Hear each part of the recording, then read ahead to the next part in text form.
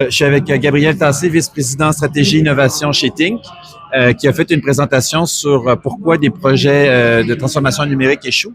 Donc, ma première question, Gabriel, c'est pourquoi est-ce que ces projets échouent là normalement? Et là là, la grande question qui tue Emmanuel.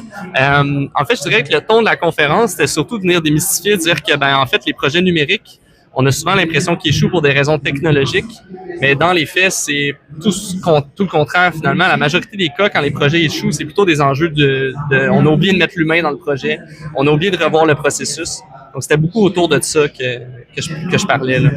Et dans les processus, est-ce que, par exemple, cette idée de vouloir faire de la transformation numérique par bloc ou par étape, parce que ça, c'est la meilleure stratégie? Ouais, effectivement, un des gros points, je pense, qui ressortait, parce que pour développer cette conférence-là, on a notamment révisé plus de centaines de cas là, qu'on a pu trouver, notamment autant chez Think que dans la littérature. Ce qu'on constate, en fait, un des gros statements, je te dirais, c'est que on a encore tendance à faire des très gros projets, mais qui utilement finissent par être désuets par le temps qu'on les livre. On le sait, on est dans un monde où il y a une accélération technologique. Là, tout le monde vit une espèce de vertige, notamment avec l'intelligence artificielle qui accélère tout. Et donc, l'idée, en gros, ce qu'on recommande plus maintenant, c'est d'aller plus dans une approche qu'on appelle un peu plus par Lego, donc construire bloc par bloc, dans une vision, en fait, de revoir nos KPI et d'être un petit peu moins orienté vers disons, livrer on time, on budget, puis plutôt penser à comment on peut livrer de la valeur le plus rapidement possible. Tu disais que c'était l'humain souvent là qui était au cœur des problèmes, si on veut. Est-ce que c'est parce qu'on pense pas assez à l'utilisateur final là, quand on construit les problèmes? Ouais, totalement. Oui, totalement. Un des trucs qui est ressorti notamment quand on a révisé les fameux cas qu'on voit dans les nouvelles là, depuis plusieurs mois, dont je nommerai pas nécessairement de nom, mais je pense que tout le monde peut flasher là-dessus. C'est que la majorité de ces cas-là, souvent, on finit par être livrés malgré le fait qu'on voyait des enjeux qu'il allait avoir sur l'utilisateur final. Puis ça, pour moi, c'est la plus grosse aberration. On a priorisé finalement le on-time, on-budget justement à la livraison de valeur. Et donc, une des recommandations qu'on donne, nous, chez Think, c'est vraiment de penser le client ou l'utilisateur final, parce que je dis client, mais ça peut être aussi l'employé dans des cas où on implante, par exemple, des systèmes qui vont avoir de l'impact dans l'organisation.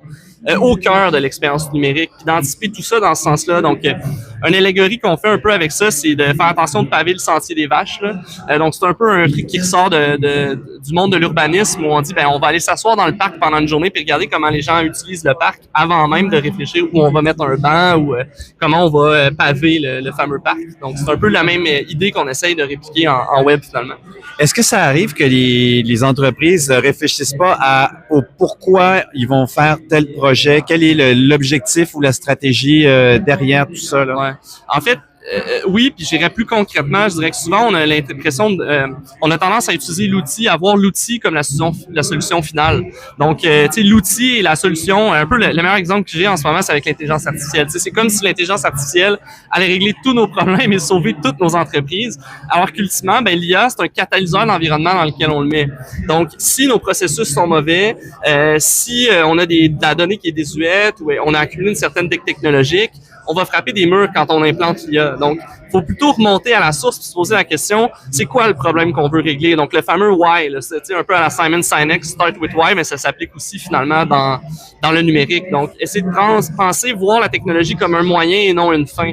Ça nécessite quand même un pas de recul à prendre parce que dans la réalité, quand on regarde les appels d'offres qu'on reçoit ou qu'on voit sortir, un peu partout, que ce soit gouvernemental ou public ou peu importe, on va souvent voir des appels d'offres qui finalement décrivent déjà la solution plutôt que d'écrire le problème. Et donc, naturellement, par défaut, on amène la distance qu'il y a avec le fameux why, finalement.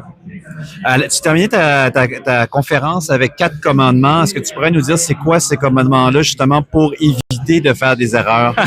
Wow, un bon exercice de réflexologie là, que tu me demandes de faire là. Non, je pense que je reviendrai quand même ultimement sur une synthèse de ce que je viens de mentionner. Donc, le premier, ça serait de penser vraiment plus à la mission plutôt qu'à la machine. Donc, de réfléchir vraiment plus à c'est quoi l'objectif, le pourquoi on le fait, plutôt que de réfléchir directement à la technologie. Donc, ça donne un autre cadre aussi. Un autre qui me vient en tête naturellement, c'est cette réflexion-là de vraiment mettre l'humain au cœur. Donc, c'est vraiment l'expertise métier finalement. Donc, pas juste penser à l'expertise TI. Hein, on a tendance souvent à déléguer les projets technologiques aux spécialistes TI. Mais la réalité, c'est que le ownership du projet ne devrait pas être au niveau des TI. Les TI vont assurer la gouvernance, la sécurité, vont s'assurer que ça soit bien fait. Mais il faut qu'il y ait quelqu'un plus haut dans l'organisation qui s'assure qu'on soit aligné avec la stratégie d'affaires de la business. Puis écoute, l'autre vite comme ça qui me vient en tête aussi, puis sûrement que j'en oublie un quatrième, mais c'est l'idée d'y aller vraiment plus par bloc, comme je disais tout à l'heure. Donc, un parallèle ou une image qu'on donne souvent pour ça, c'est de penser à bâtir une planche à roulettes avant de bâtir une voiture. Donc, tu sais, un peu le fameux marcher avant de courir.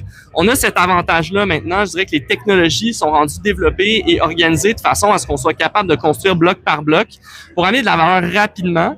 Puis, disons, créer une espèce de logique un peu plus incrémentale de la transformation puis de la gestion du changement. Parce qu'il faut pas oublier, à la fin de la journée, un projet technologique, c'est un projet de transformation, finalement.